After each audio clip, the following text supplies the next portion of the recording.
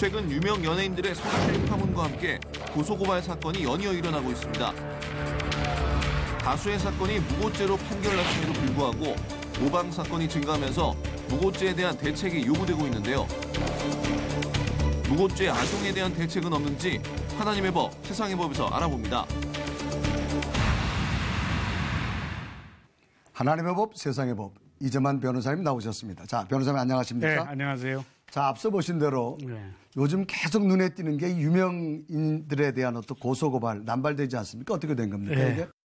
최근에 특히 그 유명인 중에서도 연예인들 뭐 폭행이라든지 또는 뭐 성추행에 대한 그런 고소가 있는데 이런 이제 고소 내용이 허위인 걸로 밝혀져서 결국 무고라는 것이 밝혀졌지만 사실은 밝혀져도 특히 연예인의 경우에는 그 치명적으로 그 명예가 손상되죠. 그렇죠. 또 이제 명예가 손상됨으로 인해서 그들이 받는 그 경제적 피해라든지 또는 정신적 피해는 상상을 초월할 정도로 아주 크죠. 실제적으로 그 파급 효과가 경제적 파급 효과가 막 조 단위까지 나가기 때문에 경제적 국가 경제적으로도 상당히 손실이 크고 또 많은 고용 창출이 일어날 수 있는 기회도 잃고 그래서 이 사실은 고소하는 사람들은 결국 개인의 사익을 위해서 고소를 하는 겁니다. 무고로.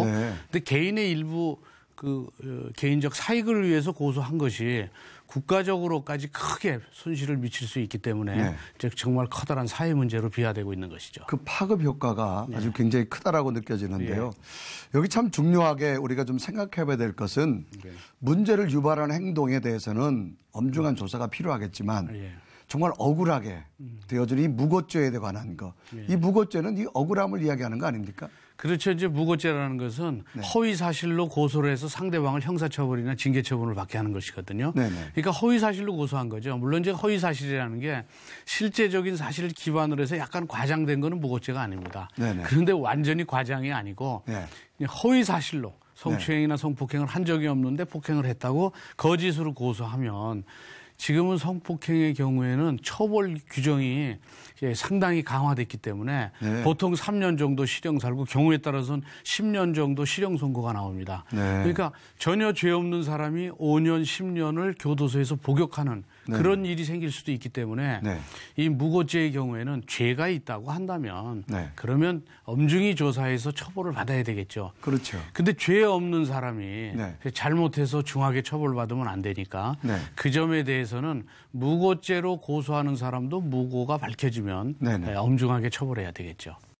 그러면 왜 이런 일들이 요즘 줄줄이 계속 일어나고 있습니까? 지금 이제 이게 일종의 학습 효과라고도 볼 수 있는데 무고죄로 고소하는 그 동기가 있습니다. 허위 사실로 고소하는 이유는 상대방을 망가뜨리겠다는 생각으로 할 수도 있고 근데 대부분은 상대방을 고소해서 상대방으로 하여금 상당한 금액의 합의금을 받기 위해서 고소하는 거예요. 돈을 요구하기 위해서. 그렇죠. 결국은 이제 죄가 없다고 하더라도 특히 그 유명인이나 연예인의 경우에는 일단 고소가 돼서 언론에 보도가 되면 명예를 회복하기가 어렵고 그로 인한 경제적 피해가 너무 크니까 차라리 이걸 덮기 위해서 상대가 원하는 합의금을 주고 합의를 시도합니다. 이렇게 합의를 시도하다 보니까 결국은 이제 이런 학습 효과로 다른 사람들도 고소를 하면 이쪽에서는 대응을 못 하는구나. 이제 이런 일도 있고 또 하나는 요새 이제 인터넷 언론이 많이 이제 생겼기 때문에 이런 그 선정적인 유명 연예인이 성폭행 범죄를 저질렀다 하는 것은 사실 여부를 떠나서 굉장히 일반인이 관심을 갖기 쉬운 그런 까시거리가 될 수 있는 사건이에요. 그리고 그런 기사들을 제목도 그럴듯하게 달아서 결국 보도를 하면 클릭수가 상당히 많이 올라갑니다. 그러다 보니까 이제 인터넷 언론들이 그 취재를 세밀하게 하지 않고 성급한 상태에서 그 고소인의 말만 믿고 보도를 하는 그런 경향이 있죠. 그러다 보니까 일단 고소되면 바로 인터넷 언론에 의해서 사실 확인 없이 보도가 되고 사실 고소라는 건 무죄 추정의 원칙에 의해서 유죄가 아니라는 것인데 확정될 때까지는 그렇죠. 근데 이미 일반인한테는 유죄로 돼버립니다. 그러니까 그걸 피하기 위해서 돈으로 해결하려고 하다 보니까 결국은 그게 일반인한테 연예인들은 고소하면 돈이 나온다. 이런 학습 효과가 있으니까 연예인들에 대한 무고 고소가 점점 많아질 수도 있는 것이죠. 실제로 이 검찰 쪽의 발표에 보면은 무고죄 접수가 많이 늘어났다 그래요? 네, 그렇습니다. 지금 무고죄가 지금 1만 건이 넘었습니다. 굉장히 많은데요. 그렇습니다. 네. 그리고 이제 그 무고죄에 대해서는 확인을 해보니까 네네. 실제적으로 허위로 고소한 네. 것들도 굉장히 많이 나오고 있고요. 네. 그래서 우리나라가 참 무고죄의 고소가 너무 많아서 지금 네. 사회 문제가 되고 있는 것이죠. 자, 그럼 이 무고죄가 다른 나라에 비해서 우리나라가 굉장히 좀 비율이 높아진 현상인가요? 그렇죠. 다른 나라하고 비해서는 네. 엄청나게 무고죄 고소 숫자가 많습니다. 네. 그러니까 가까운 일본과 비교해도 한 200배 이상 차이가 나는데 네네. 인구 비례까지 감안하면 네네. 대략 한 500배쯤 됩니다. 굉장한 차이네요. 그렇습니다. 그리고 이 무고 고소가 그냥 연예인들을 위해서 돈을 네. 결국 그 목적으로 하는 경우뿐만 아니라 요새는 이제 무고가 흔해져 가지고 그 일반한 저 인터넷 언론에도 많이 나오고 막 이러다 보니까 네네. 남녀 간에 사귀다가도 네. 헤어지게 되면 네. 상대방을 망가뜨리고 싶으니까 네. 뭐 성폭행으로 고소하는 그런 경우도 많아졌습니다. 네. 그래서 지금은 특히 안전한 이별이 중요해졌죠. 네. 이별을 안전하게 하지 못하면 네. 억울하게 성폭행으로 고소당하면 물론 밝혀지면 좋지만 일단 성폭행으로 고소당하면 네네. 밝히기가 무척 어렵습니다. 그러면 억울하게 처벌받는 경우도 있습니다. 이런 무고 고소를 하는 그런 사람들 때문에 네네. 진짜 피해자들이 네. 또 피해를 볼 수 있습니다. 그래서 무고 고소인에 대해서는 무고가 밝혀지면 중하게 처벌해야 돼요. 네네. 그래서 그렇게 중하게 처벌함으로써 결국은 무고의 고소를 좀 막을 수 있는 것이죠. 그럼 현실적으로 이 무고죄에 대해서는 법은 어떤 조치를 가하고 있습니까? 이제 형법에 네. 무고죄의 경우에는 10년 이하의 징역이나 네. 1,500만 원 이하의 벌금형에 처하도록 돼 있어요. 네네.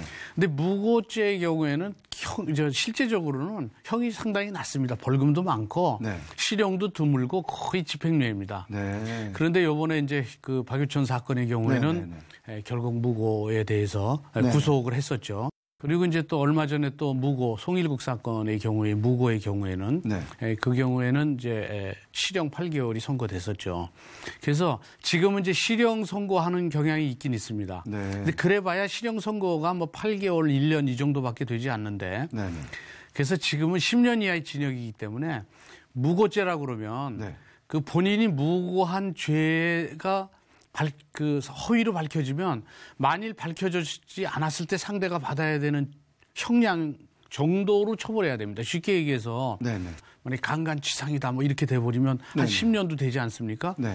그러면 무고죄로 허위로 강간치상으로 고소한 사람도 마찬가지로 10년형을 처벌해야 신중하게 허위로 고소하는 경우가 좀 적게 막을 수 있는 그런 대책이 될 수도 있겠죠. 자, 이런 사회적인 풍조가 일어나는 현상을 참 우리는 굉장히 답답하게 여기는데요. 이게 요즘 어떤 개인의 SNS 또 개인의 미디어 등장으로 이게 좀 더 굉장히 확산되는 분위기 아닌가요? 그렇죠. 요새 이제 뭐 강남 패치라고 그래서 완전 신상 털기 하는 그런 이제 SNS 계정이 있죠. 네네. 그런 계정이 있어서 결국은 이제 그런 것들 때문에 이 무고죄라든지 또 신상 털기에 의해서 피해가 점점 늘어납니다. 인터넷 언론도 우리나라가 이제 전 세계적으로 인터넷 인프라가 너무나 발전이 돼 있기 때문에 그래서 그 피해가 굉장히 크고 또 SNS 계정에 뭐 강남 패치, 한남 패치 뭐 이런 것들이 있어서 거기서도 많이 이제 이게 이런 가십성의 이런 기사들도 쉽게 올라갈 수도 있고 또 인터넷 언론들도 클릭수를 올리기 위해서 또 올라가고 해서 우리나라 자체가 실제적으로 이 무고의 경우에 무고로 인한 피해를 받기 좋은 그런 인프라가 형성돼 있어요. 그러다 보니까 결국은 그 무고죄를 근절하기 위해서는 그 언론, 인터넷 언론사들도 좀 보도 같은 거를 할 때는 확인을 좀 어느 정도 하고 양쪽 얘기도 들어보고 그렇죠. 그래서 또 사법적인 고소가 돼 있으면 사법적 판단이 날 때까지는 보도도 좀 자제하고 이런 것들이 필요하죠. 무고죄에 대한 현상이 앞으로는 어떤 뭐 대책이 좀 있습니까? 이게? 그 대책은 결국은 중하게 처벌하는 방법밖에 없죠. 그러니까 인터넷 언론은 보도할 때 상당히 신중을 기해서 하고 또 무고죄에 대해서는 이게 중하게 처벌될 수 있는 범죄 행위다.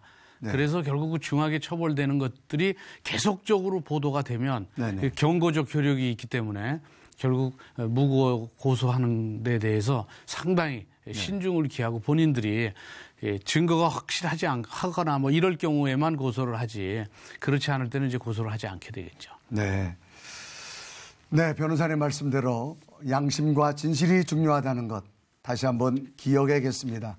변호사님 말씀 여기까지 듣겠습니다. 감사합니다. 네, 감사합니다. 네.